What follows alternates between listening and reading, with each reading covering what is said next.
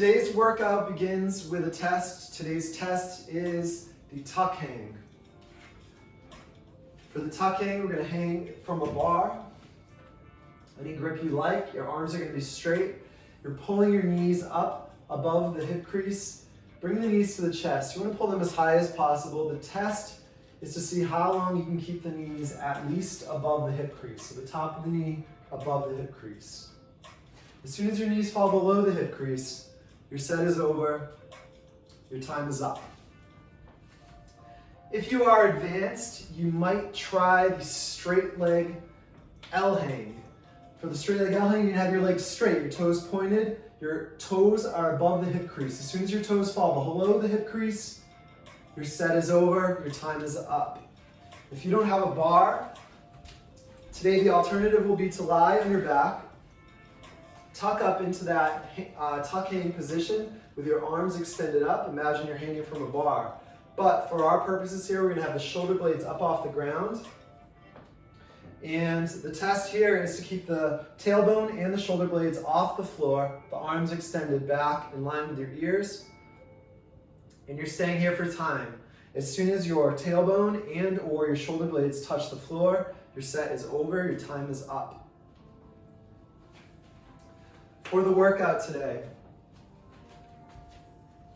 we're going to start with the deadlift. For the deadlift, ideally you have 2 dumbbells. You're going to set your feet hip width apart, push your hips back, and bend your knees enough to bring the dumbbells down about midway down your shins, at least below your knees. Your back is flat, stand all the way up, squeeze your hips forward. If you don't have 2 dumbbells today, you can use a single dumbbell, just hold it horizontally. And if you don't have a single dumbbell or a kettlebell, you can do the same with a kettlebell. You can use a plate or a backpack. Same execution. Our second movement today is the push-up. Push-up, pretty simple. Get into the plank position. Nice, strong, straight plank. We're bringing the chest to the floor, elbows into the sides, chest to the floor, press up. If this is too difficult, you'll go down with straight legs, but press up by putting the knees on the floor and driving up. And if it's very difficult for you, go down with your knees, bring your chest to the ground, keep your knees as you press up. Go back to plank though at the top each time.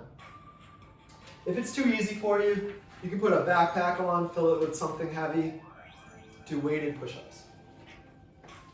Our third movement today is called a sit-through. For the sit-through, we're going to be in a quadruped position on your feet and your hands. Your knees are off the floor. From here, we're going to turn to one side and thread the opposite leg through, extending that leg out straight, and then we return to the quadruped position. Again, we're going to rotate, thread the leg through, bring the hip down towards the floor, like you're sitting down towards the floor, and then back to that starting position. Threading the leg through, bringing the hip down towards the floor, rotating back into the position.